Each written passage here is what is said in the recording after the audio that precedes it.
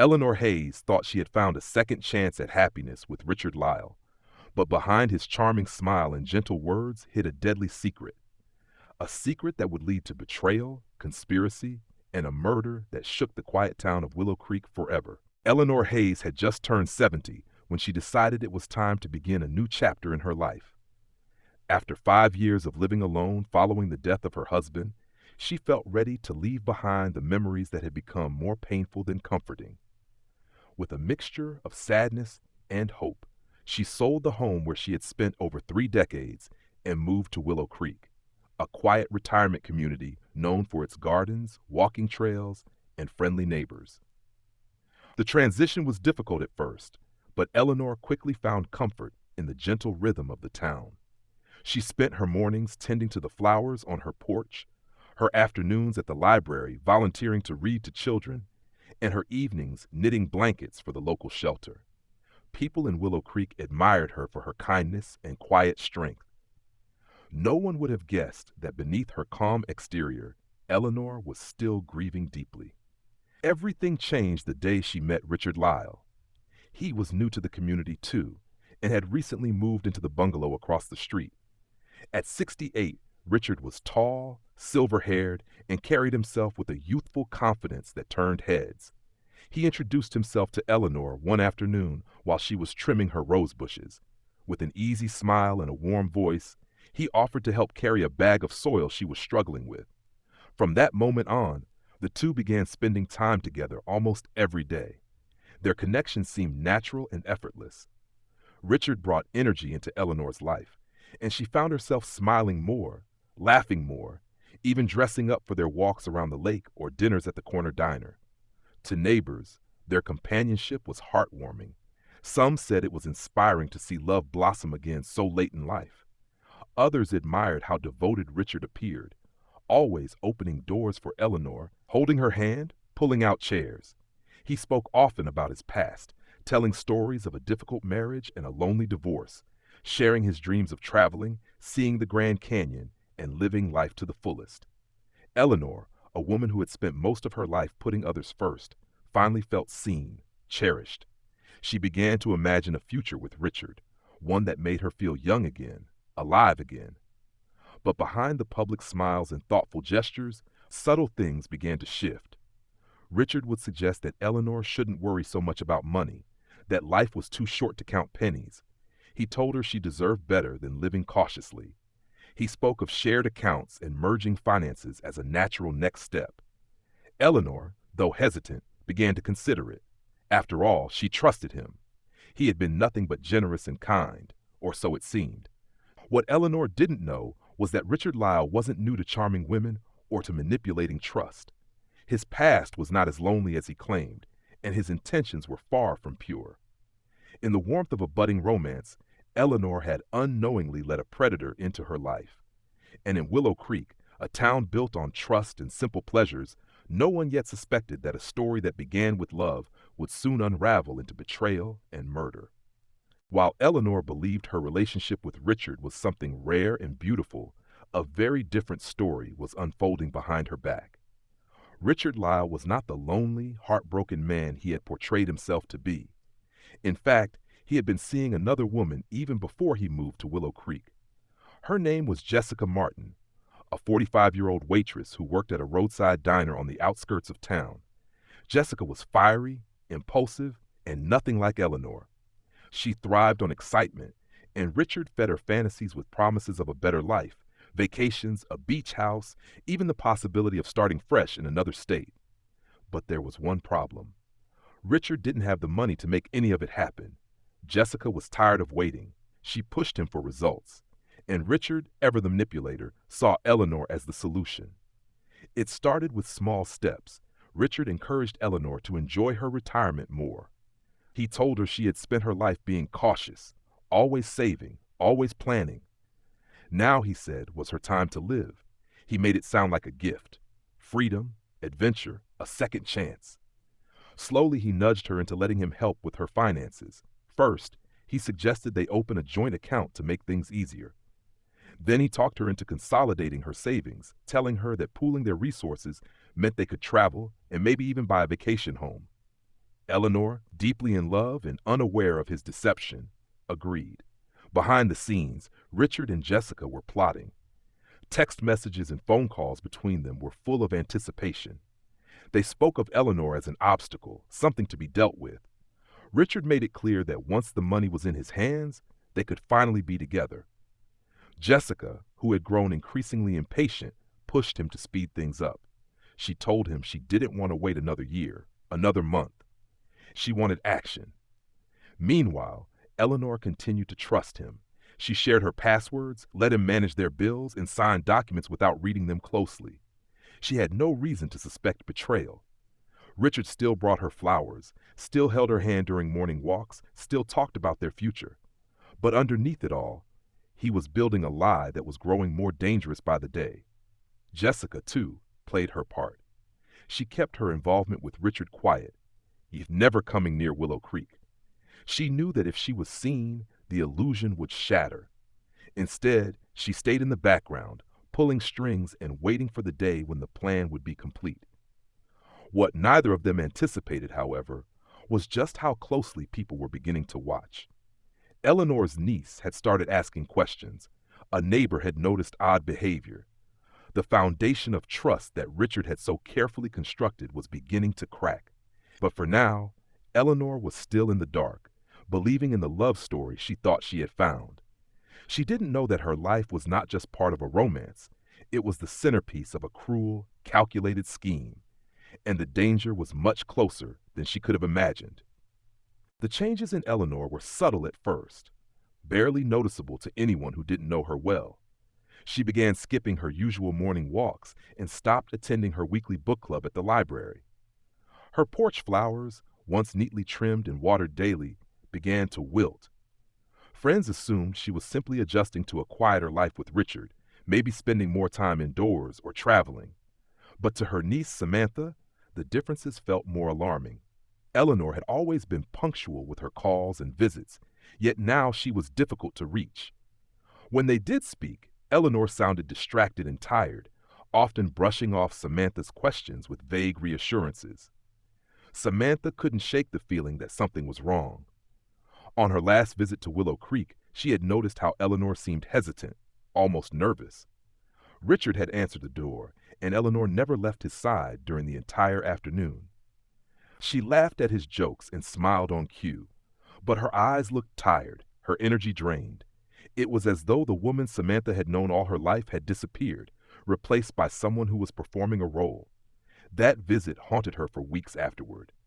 Meanwhile, Eleanor's bank account was bleeding money.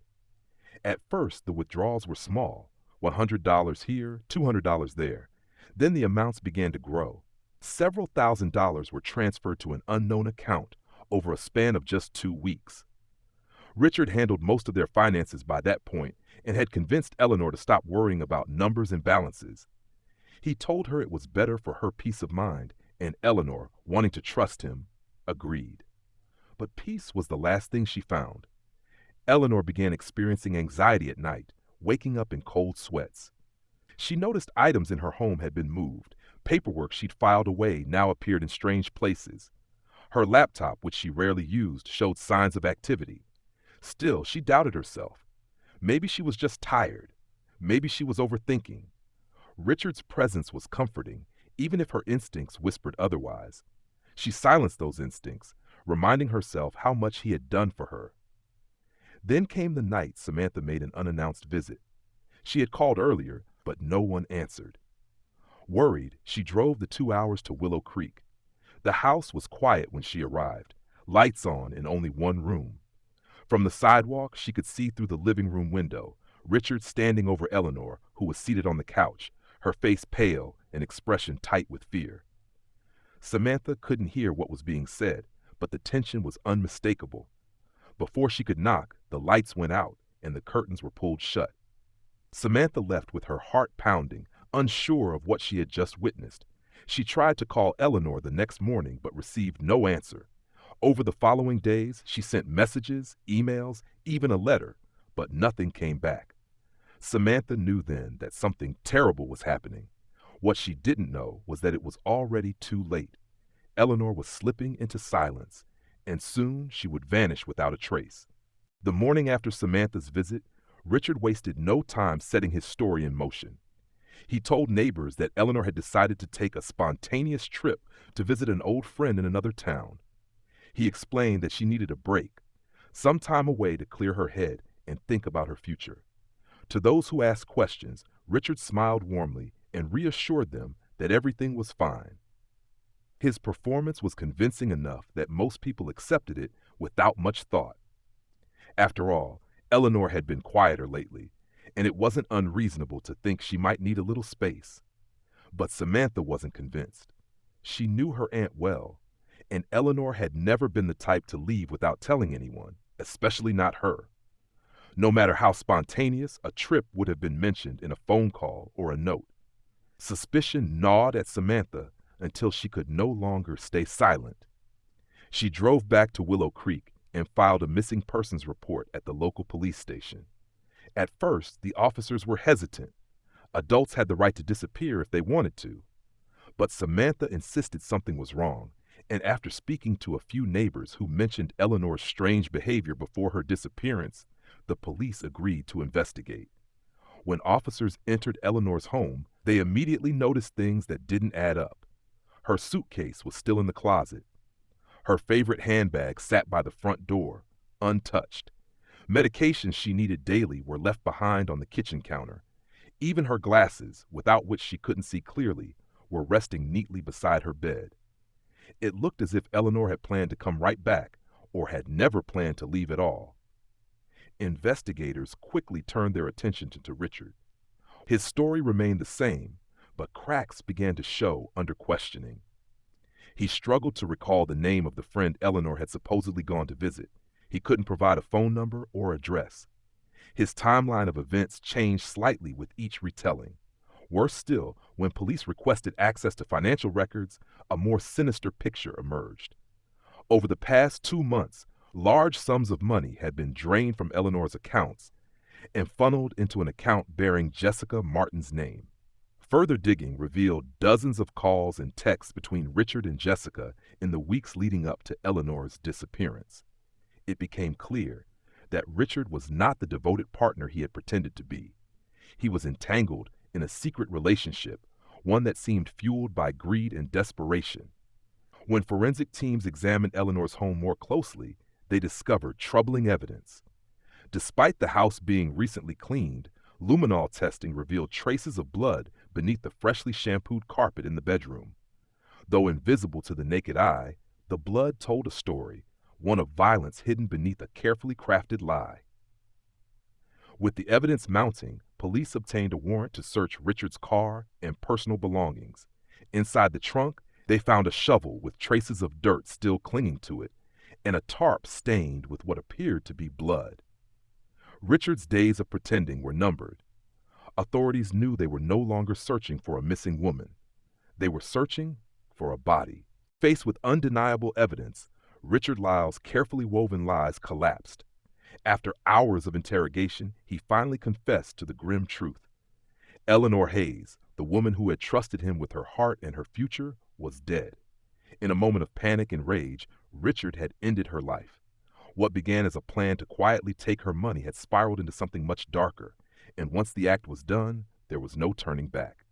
On the night Samantha had glimpsed them through the window, Eleanor had confronted Richard about the missing money. She had found bank statements showing large withdrawals she hadn't authorized. Fearful and angry, she demanded answers. Richard, cornered and desperate to protect his scheme with Jessica, snapped. He struck Eleanor during the argument, knocking her to the ground. The injury proved fatal. Instead of calling for help, instead of admitting the truth, he made a decision that sealed his fate. He called Jessica, and together they devised a plan to cover up the crime. They wrapped Eleanor's body in the tarp found later by investigators and loaded it into Richard's trunk under the cover of night. Avoiding the main roads, they drove for hours into the dense woods beyond the neighboring county.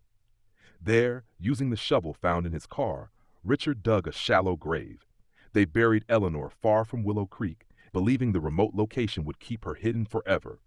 Then, with the chilling calm of practiced deceivers, They returned home and resumed their lives as if nothing had happened. But justice moved faster than they had anticipated. Guided by Richard's confession, authorities found Eleanor's grave 6 days later. Though the body had been exposed to the elements, forensic experts were able to confirm her identity and cause of death. News of the discovery shattered the small town of Willow Creek. Residents who had once admired Richard's charm now spoke of him with disbelief and horror. Eleanor, who had been a symbol of kindness and community spirit, was mourned deeply. Her death left a wound that would take years to heal. In court, Richard faced a mountain of evidence: the financial fraud, the physical evidence, the confession. The jury deliberated for less than a day before finding him guilty of first-degree murder, fraud, and conspiracy. He was sentenced to life in prison without the possibility of parole. Jessica Martin, though she had not physically harmed Eleanor, was charged with conspiracy to commit murder, accessory after the fact, and financial crimes. She received a sentence of 25 years. The tragedy of Eleanor Hayes became more than just a crime story. It became a cautionary tale about trust, deception, and how even the kindest hearts can fall victim to hidden evil. Her memory lived on through those who loved her, a reminder that sometimes danger wears a friendly face, and that betrayal can come when it is least expected. Willow Creek would never forget the gentle woman whose search for love ended in the most heartbreaking way.